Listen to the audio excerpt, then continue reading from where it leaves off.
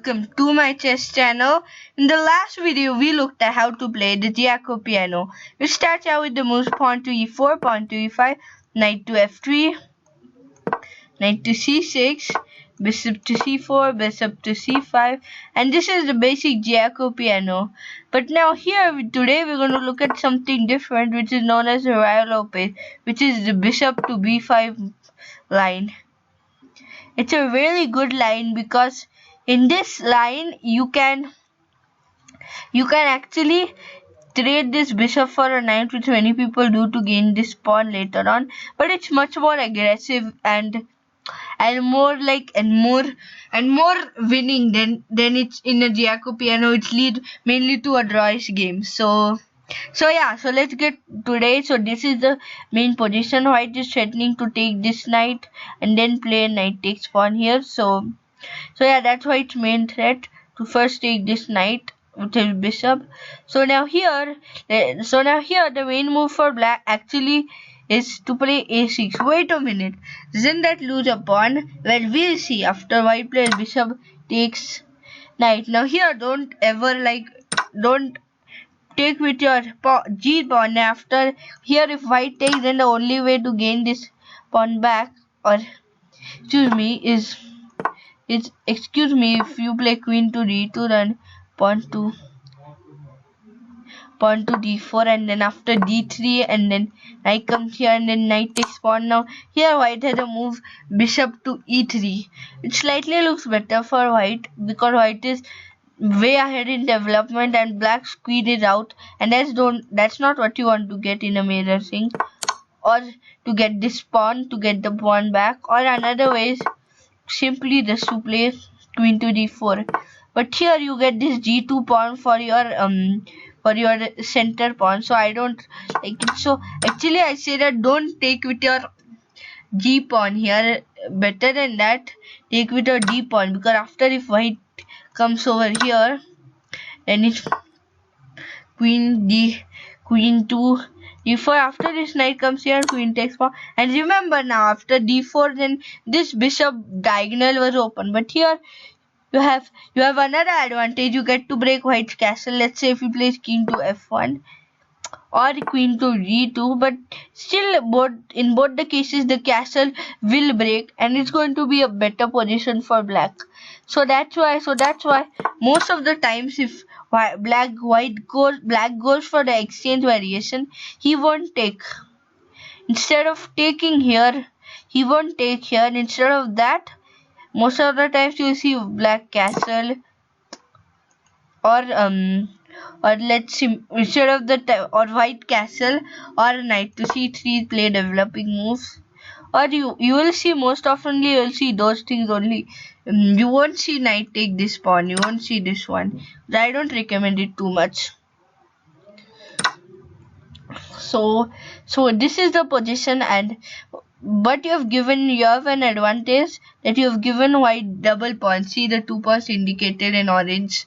These 2 pawns are double pawns, and if you're good at exploiting double pawns, then I recommend you to play this. But what I mostly recommend in this position is to play bishop to a4, because this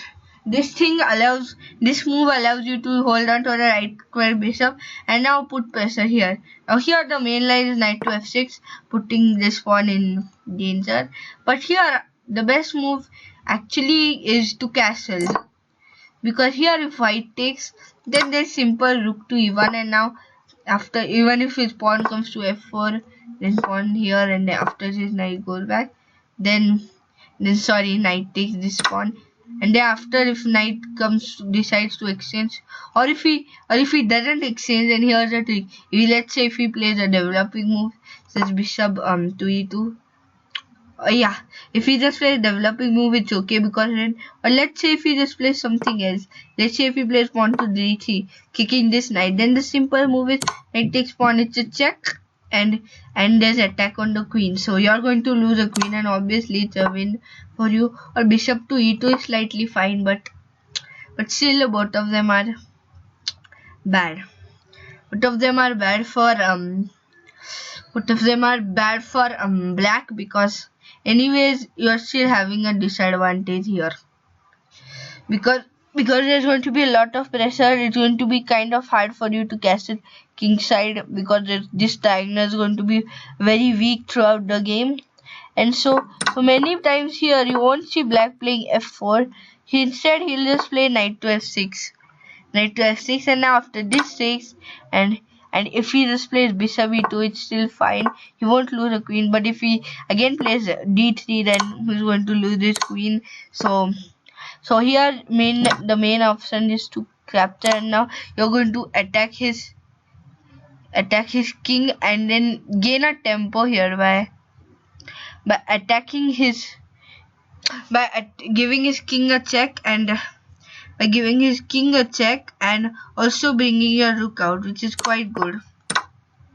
So that's why I recommend castling only after this knight comes. So I kind of recommend castling here.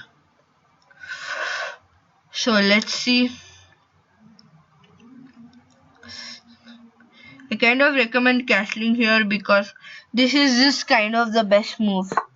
But here if you really go to knight c3 or bishop f5, still a tactical battle. So nobody cares about this position. It's just only a tactical battle, and it's just castle for your king safety. Both of them is okay. Knight c3 or pawn d3, even this is okay.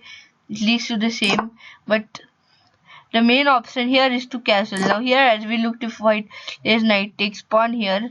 Now this would also black usually plays a developing moves, bishop to e2 in this position. Now after white plays rook to e1, now this becomes a threat, because now black can play bishop t9, pawn takes bishop, and the queen d4 can't work. After white plays knight to f3, let's just see if black plays some move like castling. Then after it plays bishop takes knight, pawn takes bishop, knight takes pawn. This threat won't work here, queen d4. But after this knight comes back to f3, then it's attacking this queen and he's gaining a tempo, and he just can't capture here, because so queen to d4 fork won't work, and even this queen, and even there's like no way to regain this pawn. So better than this for you, I recommend just to go ahead and in this position just play b5, attacking this bishop. Wait, where are we? d1 bishop. Yeah, instead of castling, just play b5, attacking this bishop, and after this bishop comes to b3. Now this is the main line, and just look here, the main idea for white is attacking this pawn. Yeah, and these are just really the most basic concepts. Now in the next video we're going to look at something else. In this video we looked at what's known as the Morphy defense. In next video we're going to look at the Berlin defense. Okay, so in this video we'll just do one last thing, just look at a quick trap.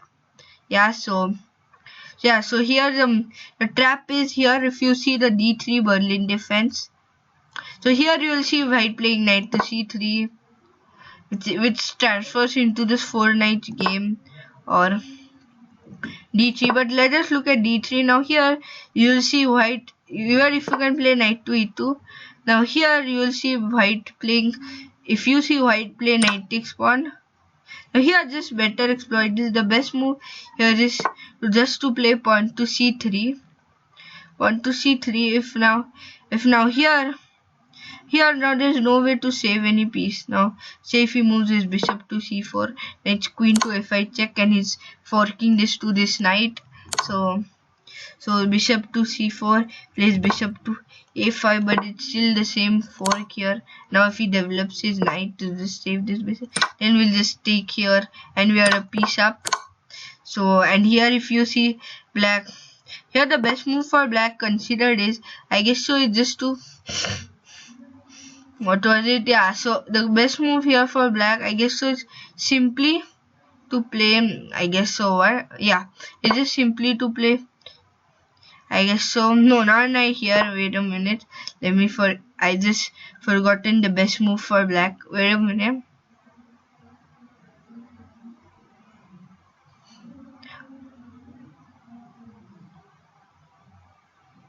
Yeah, so this is the best move, sorry, for black.